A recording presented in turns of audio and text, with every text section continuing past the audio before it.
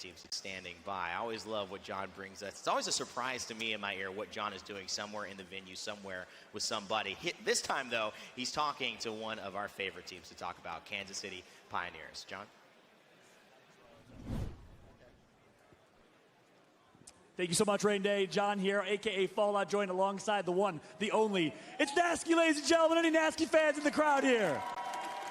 You already know it. The fan favorite, that is for sure. Look, Gnaske, you guys have had a bit of a journey here, obviously playing with the substitute in Panders. First thing first, I want to ask about him. What type of impact has he made for this team? And talk to me a little bit about Panders as a player.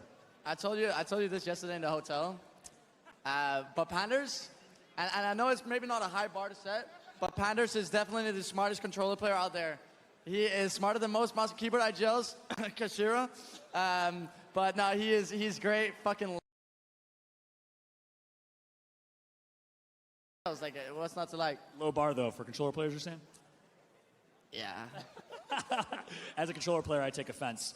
Yeah, good to get the perspective on Panders. But look, let's jump into this tournament. Obviously, you know, playing with a substitute, our heart goes out to Strafey at home. Much love to Strafey and all the players that couldn't be here this weekend. But you guys came in, had some scrim time the last couple of weeks to practice, to prep, but started a little bit slow yesterday, and it's been a journey in terms of where your home is. Talk about the contest and how yesterday started.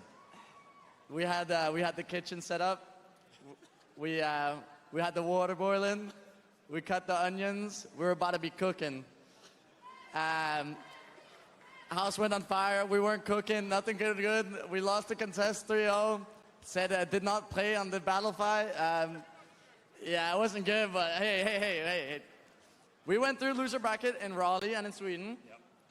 And we farmed, okay? Have faith. We're gonna be doing some cooking later, don't worry. Oh, the water's boiling, he says. Gnaske, you know there's 4 games left to play. Why are you already talking about losers bracket, dude? I don't know, it's looking kind of grim, but no. We'll make that. Don't worry. Believe. Meanwhile, his teammates are here like, this is our IGL who's talking about how grim this is looking. Gnaske, I love you. This is exactly why I love you. But no, you guys have 4 games left. Talk to me about your approach. Last question for you. Talk about your approach these last 4 games and how you're going to turn things around and place top 20 to make it into winner's bracket. All right. Well, typically, like most people know us to be like a zone team. Panders, obviously from Fury, plays Edge. So we have been like forcing Panders to play zone with us. Obviously now we don't really have our POI for zone typically. So we're like mixing it up a little bit. We're playing some Edge POI sometimes. And we have him IGL on the Edge and we play like an Edge comp. The fundamentals for it, we haven't had practice doing it, but the fundamentals for it, the potential is really, really good. And it's looking really good for it. It's new though, so you know, we'll see. Yeah, so it's just taking some time for the water to boil. You're gathering the ingredients. This kitchen analogy, I don't know. He keeps talking. He tweeted the other day. I'm like, I don't know. We're cooking. KCP's cooking. Is KCP cooking this weekend or what? All right. A couple people here agree. Gnaske, so much love. Any final words or shout-outs? Shout out to the Fire Beavers and Aurora. They couldn't come. Shout out to Effecto. He couldn't get a visa. And shout out to my boy, Mike Strafey. I love you, baby. Love y'all. Love every single one of y'all at home. That's going to be it for us. Good luck to KCP. Last 4 games here as a Gnaske chant starts in the crowd here. I'm going to throw it back to Rain Day at the desk.